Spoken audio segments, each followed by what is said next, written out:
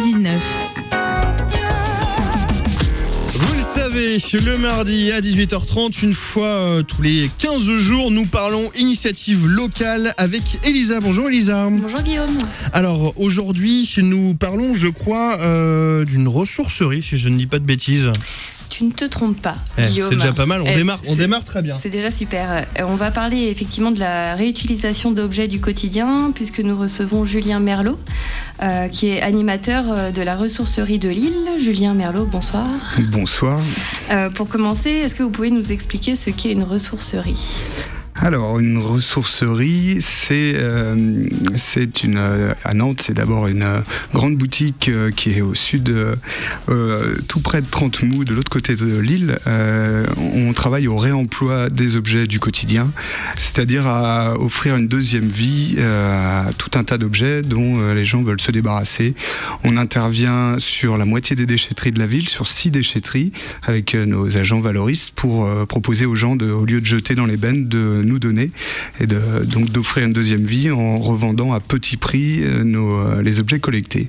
On est à quasiment 3 tonnes d'objets collectés par jour, du mobilier, des objets de déco, un petit peu tout ce qui équipe la maison. À part le gros électroménager, on va dire, ça c'est plus Envie 44 qui s'occupe de ça en termes de réemploi. Et donc une ressourcerie, voilà, on a une mission de réduction des déchets. D'ailleurs, on est en quelque sorte prestataire de Nantes Métropole dans son plan de prévention et de réduction des déchets. Et puis on a une mission de sensibilisation aussi sur les questions de surconsommation, d'environnement durable, d'éducation à l'environnement et réduction des déchets en règle générale. Il y a une vocation économique, c'est celle de créer des emplois et puis donc sociale, j'en parlais, c'est de rendre accessible à petit prix des biens d'équipement pour que tout un chacun puisse s'équiper. Voilà. Donc votre association s'inscrit dans le cadre du plan de prévention des déchets de Nantes. Comment elle est née ? Ça fait partie d'un réseau, la ressourcerie ?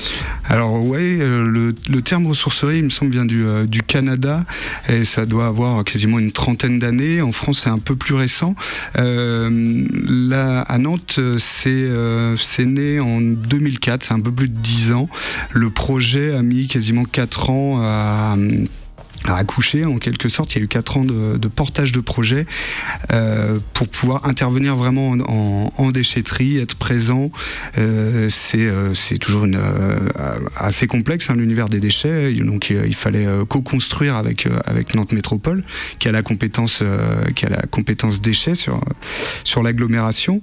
Et à partir de 2008, on a pu intervenir effectivement avec nos premiers valoristes, les premiers camions présents en déchetterie à la rencontre du public. Et donc de 2008 à 2011, on était vers Mangin, sur l'île de Nantes. Après, on a bougé juste à côté de Trentemoux, de l'autre côté du pont des Trois Continents, sur la commune de Rezé. Et donc votre association a plusieurs actions, comme vous nous en avez parlé, la récolte, la valorisation, la vente, la sensibilisation. On va peut-être d'abord commencer par la récolte. Qu'est-ce qui peut être donné par les personnes ? Alors, nous, on utilise le mot collecte, mais en gros, on collecte beaucoup de choses, un peu tout l'équipement de la maison. Ça va des livres, beaucoup de textiles, donc vêtements, linge de maison, ce qu'on appelle un peu bric-à-brac. Alors, ça va de l'outillage du jardin aux accessoires loisirs, sport, des choses pour le camping. Du vinyle, des CD, enfin c'est dur d'en faire une liste exhaustive, beaucoup de mobilier, hein, en volume forcément le mobilier représente l'essentiel. Je sais que dans notre chiffre d'affaires ça doit être le textile qui représente le premier poste, mais on déplace beaucoup de mobilier aussi, on en vend pas mal. Je vous disais près de 3 tonnes par jour de collectés par nos valoristes. Et donc pour donner, il y a plusieurs possibilités, ou il y en a qu'une, il faut directement se rendre à l'entrepôt à Rezé. Alors en déchetterie, là où on est présent. Donc nous on est présent sur 6 déchetteries, alors on doit être sur Carquefou, Saint-Sébastien-sur-Loire, Orvaux, Rezé, Saint-Aignan-de-Grandlieu ponctuellement, et puis il doit en manquer une. Est-ce que j'ai dit Orvaux? Ouais. Enfin, sur 6 déchetteries. Donc on peut donner directement dans les déchetteries ou en apport volontaire, effectivement, dans nos locaux à Rezé. Et on se déplace également. On a un service de collecte à domicile, moyennant un coût par rapport au transport, au déplacement des équipes, mais on peut jusqu'à débarrasser des maisons entières. Ça arrive régulièrement. Donc il ne faut pas hésiter à nous contacter si le cas se présente. Si vous aviez une maison à débarrasser, on a des équipes qui sont dédiées à cela. Et une fois récoltés, les objets sont triés par vos équipes? Voilà, c'est aussi le métier de Valorisque chez nous de trier les textiles.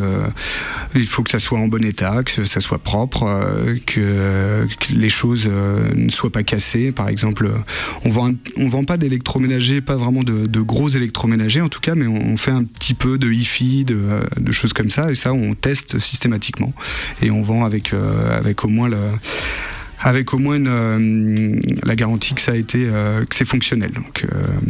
Donc on essaye, on fait pas vraiment de réparation, mais aussi parfois sur du mobilier, sur des belles pièces aussi, on peut remettre en état, remettre une charnière, remettre une poignée pour remettre tout ça à la vente. Et une fois donc, ces objets triés, remis en état, donc vous les vendez. Vous êtes une association à but non lucratif. Il n'y a pas de bénéfice sur ces ventes. Tout reste en interne, quoi. Vous aide à réinvestir dans votre structure. Le chiffre d'affaires est entièrement consacré aux frais de fonctionnement de la structure, de la location des locaux. On a 3000 mètres carrés, l'investissement dans les camions, les différents équipements nécessaires. Et puis on a aussi une subvention de la métropole notamment. Et puis pour finir de boucler le budget, c'est aussi les emplois aidés qui nous aident à boucler notre budget. On est une quarantaine, on est 43 salariés, je crois, à l'heure actuelle. 43 salariés, dont vous, qui êtes animateur. En quoi consiste votre rôle d'animateur ? Alors, dans mon rôle d'animateur, il y a plusieurs dimensions. Donc, c'est animateur essentiellement de sensibilisation sur la question des déchets. Donc, on va être amené à présenter, à animer soit des stands, soit des différents cycles d'animation, que ce soit auprès des scolaires ou des publics adultes dans les centres de loisirs, créer des nouveaux outils de médiation, de sensibilisation. Moi, plus spécifiquement, j'étais sur la partie adulte. Je suis en charge de ce qu'on a appelé la boîte à outils. C'est des ateliers dédiés aux gestes, à la pratique autour de la rénovation, de la réparation et de la création. Alors, en mobilier, en petit électroménager aussi. On a des temps comme ça où on apprend un peu à réparer avec des intervenants, soit des jeunes retraités qui ont envie de transmettre leur savoir-faire, des anciens électriciens ou qui travaillent dans l'électronique, tout ça.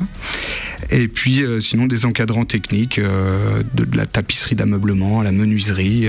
On a eu un petit peu tout ça. On va proposer de la couture aussi cette année. Donc voilà, ça c'était une branche plus animation adulte. Mais pour cette boîte à outils, justement, vous avez différentes sessions avec un thème à chaque fois défini. Et oui. C'est des sessions qui se déroulent tous les combien, à quelle fréquence ? L'année dernière, on a été au printemps, il y avait à peu près une session toutes les 2 semaines. Entre avril et fin juin, on a eu à peu près une session toutes les 2 semaines. Après, il y a eu certaines thématiques où c'était des sessions tous les jours pendant 3 jours, sur la tapisserie d'ameublement par exemple. Ça dépend un peu de la spécificité des ateliers aussi. Parfois, il faut que l'usager ou l'apprenant passe plus de temps sur son meuble s'il veut le rénover. Donc, il y a plusieurs formules possibles. Et quelle est la prochaine session Alors, proposée ? Le 24 octobre, c'est un samedi, l'après-midi, on va se consacrer à ce qui est des questions d'électricité, c'est refaire des alimentations par exemple pour son ordinateur, pour un téléphone portable ou des petits appareils électroniques. On ne sait jamais trop quoi prendre ou quel voltage, quelle puissance choisir, tout ça. Et nous, comme on brasse beaucoup par exemple de petits transformateurs, eh ben on va en avoir plein à disposition. On va expliquer comment se refaire un peu des alimentations. Fin novembre, pour la semaine européenne de réduction des déchets, là, on va avoir un temps autour de la couture. Présentation d'ateliers de couture et réparation de machines à coudre aussi. Et vente de quelques exemplaires. D'accord. Entre autres. Pour finir, je voulais quand même aborder l'Utilobus, qui est un bus itinérant qui circule dans Nantes et qui aide à faire de la sensibilisation, entre autres. Ouais, alors l'Utilobus, c'est un bus que la TAN et Nantes Métropole nous ont aidé à transformer en boutique itinérante. Donc c'est plus vraiment un bus, c'est une boutique, voilà. On ne transporte plus de passagers, mais des marchandises. C'est la boutique qui se délocalise. Alors les deux quartiers principaux où on intervient, c'est les Dervalières et Bottières. Donc on sort 2 fois par mois. Et à chaque fois, c'est un temps aussi, il y a la vente dans le véhicule, et puis à l'extérieur on essaye d'avoir soit des acteurs du quartier, soit des institutionnels de la ville, des associations environnementales pour transmettre de l'info, que ça soit de l'info sur le logement, sur les questions de chauffage, d'accès social à l'énergie prochainement. Voilà, il y a toujours on essaye d'avoir systématiquement des acteurs pour faire un peu d'information citoyenne, environnementale, avec le bus. De pas être juste une boutique, mais aussi un petit plus en termes d'infos, faire connaître les activités locales. Est-ce que vous avez des projets à venir avec la ressourcerie, mis à part les animations que vous proposez ? Je crois qu'il y a des créateurs également qui font des ventes. Effectivement, il y a une nouvelle session créative qui a commencé. C'est des créateurs, souvent des jeunes créateurs, qui viennent en résidence et qui ont accès à l'intégralité du gisement, c'est-à-dire ce que nous on collecte, et qui travaillent sur un petit peu ce qu'ils ont envie, ce qu'ils aiment réaliser. Ils ont plusieurs semaines à nos côtés dans nos ateliers. Il y a des ateliers qui sont dédiés à ça, de l'équipement, de l'outillage, et à la fin il y a un vernissage, on va dire, une expo chez nous, et les usagers aussi peuvent acheter les œuvres qui ont été créées à partir de upcycling, de détournement. Là c'est la 13e session, donc on a eu plus de 50 créateurs en tout à passer depuis 2008 à la ressourcerie. Très bien, donc en plein développement, quoi, toujours. Voilà, c'est un des autres aspects, c'est vrai que j'avais oublié de mentionner la partie création de la ressourcerie. Très bien. En tout cas, on peut retrouver toutes les informations sur votre site qui est très bien, qui est très complet, laressourceriedelille.com. Merci beaucoup, Julien Merlot, d'avoir accepté notre invitation. Merci de m'avoir invité. Et puis merci beaucoup à Elisa. Je rappelle bien sûr que toute l'entrevue sera retrouvée très vite sur le site de Sun.